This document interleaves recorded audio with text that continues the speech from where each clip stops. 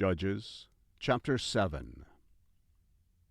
Then Jerubbaal, who is Gideon, and all the people who were with him, rose up early and encamped beside the spring of Harod.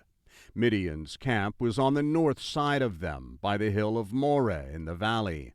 The Lord said to Gideon, "The people who are with you are too many for me to give the Midianites into their hand, lest Israel brag against me, saying, 'My own hand has saved me.' Now therefore proclaim in the ears of the people, saying, 'Whoever is fearful and trembling, let him return and depart from Mount Gilead.'" So 22,000 of the people returned, and 10,000 remained. The Lord said to Gideon, "There are still too many people.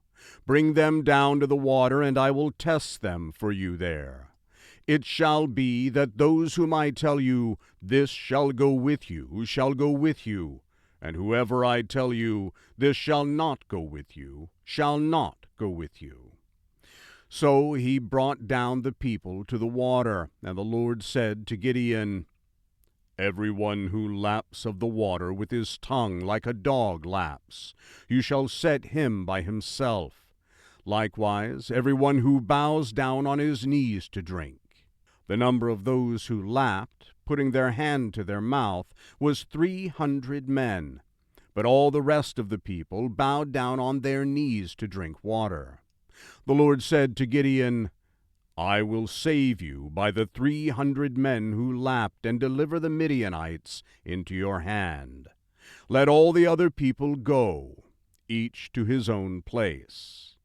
So the people took food in their hand, and their trumpets, and he sent all the rest of the men of Israel to their own tents, but retained the 300 men, and the camp of Midian was beneath him in the valley. That same night the Lord said to him, "Arise, go down into the camp, for I have delivered it into your hand. But if you are afraid to go down, go with Purah your servant down to the camp. You will hear what they say, and afterward your hands will be strengthened to go down into the camp." Then he went down with Purah his servant to the outermost part of the armed men who were in the camp.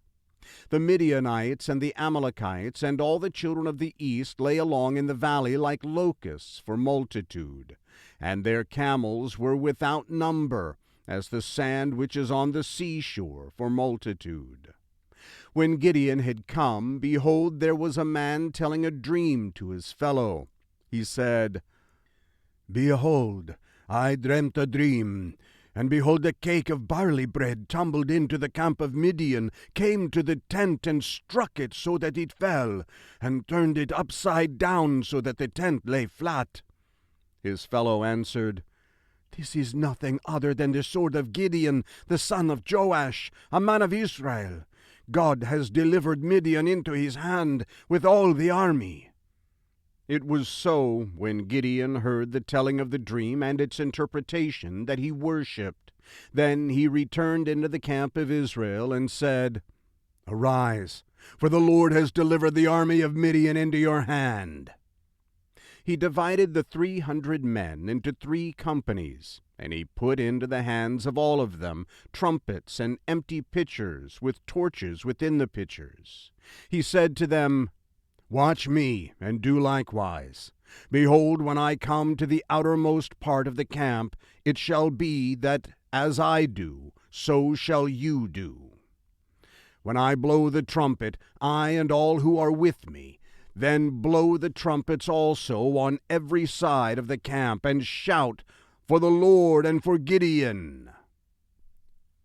So Gideon and the 100 men who were with him came to the outermost part of the camp in the beginning of the middle watch, when they had but newly set the watch. Then they blew the trumpets, and broke in pieces the pitchers that were in their hands. The 3 companies blew the trumpets, broke the pitchers, and held the torches in their left hands, and the trumpets in their right hands with which to blow, and they shouted, "The sword of the Lord and of Gideon!"